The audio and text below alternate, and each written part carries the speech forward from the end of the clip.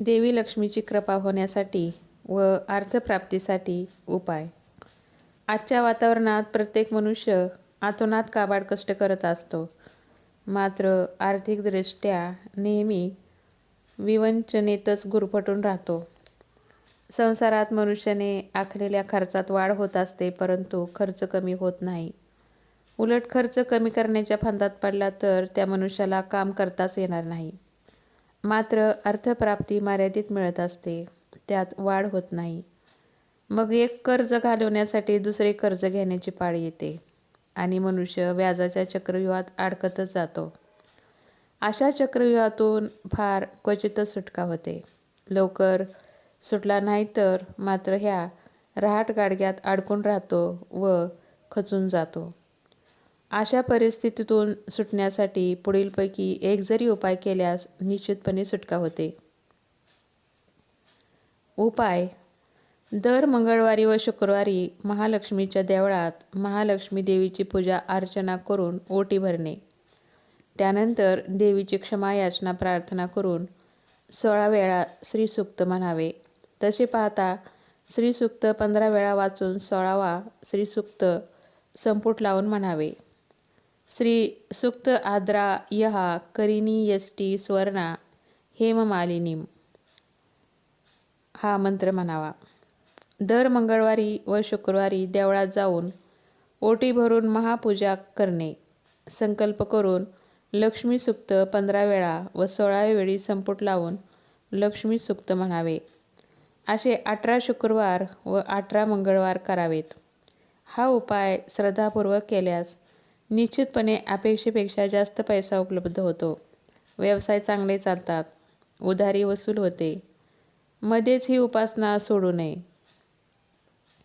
वर दिल्याप्रमाणे 18 शुक्रवारी व 18 मंगळवार पूर्ण करावेत. त्यानंतर कुमारिकांची पूजा करून त्यांना भोजन द्यावे व दान दक्षिणा देऊन पाया पडावे व आशीर्वाद घ्यावा. ही उपासना तहयात करावी. त्यानंतर श्रीयंत्राची स्थापना करावी. हे यंत्र दिवाळीला फक्त सिद्ध होते, त्यानंतर नाही. हे श्रीयंत्र मेन हॉलमध्ये मुख्य दारासमोर लावावे.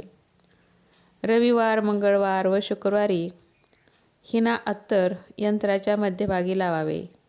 रोज उदबत्ती दाखवून यंत्रासमोर उभे राहून श्रीसूक्त 16 वेळा म्हणावे. श्रीयंत्रफल. आपल्याकडे येणाऱ्याची प्रथम नजर श्रीयंत्राकडे जाते व त्यांचे विचार बुद्धी चांगली राहते. घरातील वातावरण चांगले राहते. आनंदमयी राहते. घरात सर्व प्रकारची सुबत्ता राहते. सर्व अडलेली कामे मार्गी लागतात. मुलामुलींचे विवाहादी कार्ये सुखकर व त्वरित होतात. सर्वात महत्त्वाचे म्हणजे आर्थिक स्थिती सुधारते. उधारी वसूल होते. घरात काही प्रमाणात रोख रक्कम शिल्लक राहते. ही उपासना जोपर्यंत चालू राहील तोपर्यंत कोणताही त्रास होणार नाही. दर मंगळवारी, रविवारी व शुक्रवारी महालक्ष्मीच्या देवळात जाऊन पूजा करावी.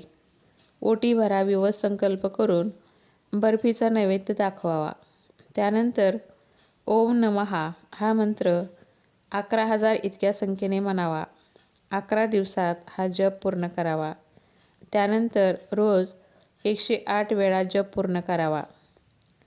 रविवारी पुष्य नक्षत्रावर लक्ष्मीपूजन करून कलश स्थापावा.